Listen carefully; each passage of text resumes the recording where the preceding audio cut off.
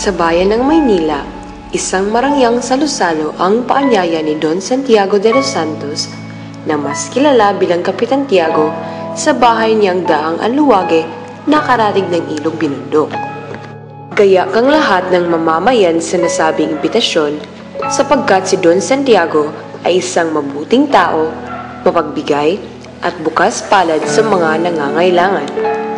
Sa dagsang mga bisita, isa rito ay sina Padre Damaso, isang Pransiskano, Padre Sibila Dominicong Curo, maisang tinyente ng Guardia Civil at isang dayuhan na nagpaliwanag na sarili niyang gastos ang pagpunta sa Pilipinas. Ninais ng dayuhan na malaman ang asal ng katutubong Pilipino at pakay nito ay magkaroon ng kabatiran tungkol sa lupain ng Indio.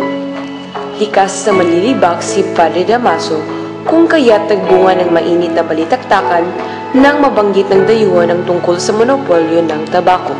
Ang panlalait ng mga Espanyol sa mga Pilipino sa nakalipas na mga araw ay napasok din sa usapan. Mas sa palawak ito sa pagkakalipat ni Padre Damaso sa ibang parokya matapos ang 20 taong pagsisilbi. Sinabi ng praile na ang hari ay di dapat manghimasok sa pagpaparusa ng simbahan sa mga erehe. Ipinaliwanag naman ng tinyente na may karapatan ng hari sapagkat siya ang kinatawang kapitan ng bansa.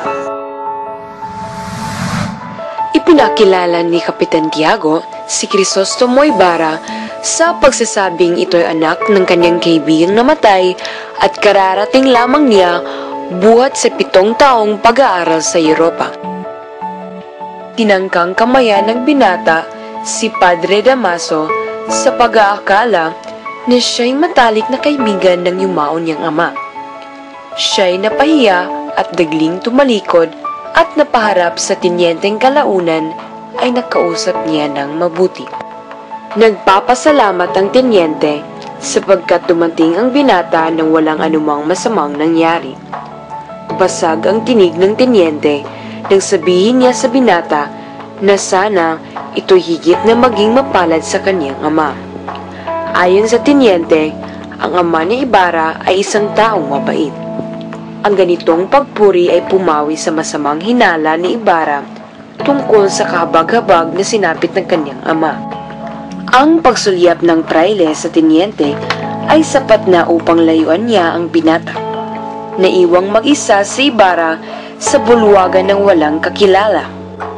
Gaya ng kaugaliang Aleman, pinakilala niya ang kanyang sarili sa mga taong kamukha niya sa mga panauhin. Ang mga lalaki lamang ang tanging niyang nakilala. Nang malapit na tawagin ang mga panauhin para maghapunan, lumapit si Kapitan Tinong kay Ibarra para kumbidahin sa isang pananghalian kinabukasan.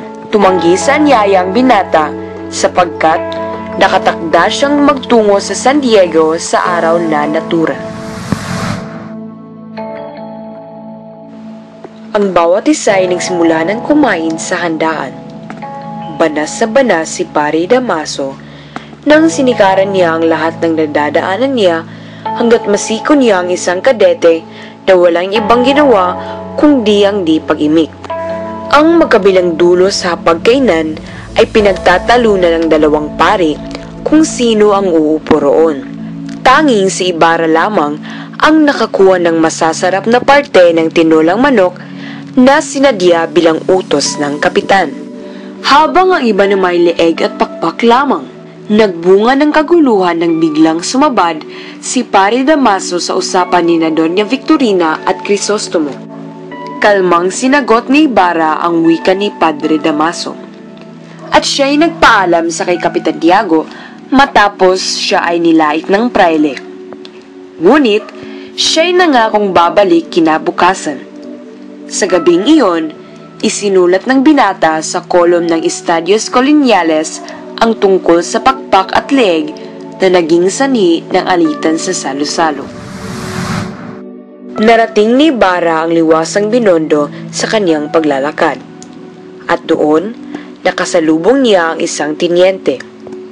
Sa kanilang usapan, natuklasan niya ang tunay na sinapit ng kanyang ama hanggat ito'y mabawian ng buhay. Maraming mga bintang ang ipinukol sa ama, at ang isa rito ay ang pagpatay sa isang kolektor ng buwis. Siya rin ay pinaratangang erehe at filibustero. Ang malubhang sakit sa loob ng bilangguan ang nagudlot ng pagkamatay sa yumao niyang ama.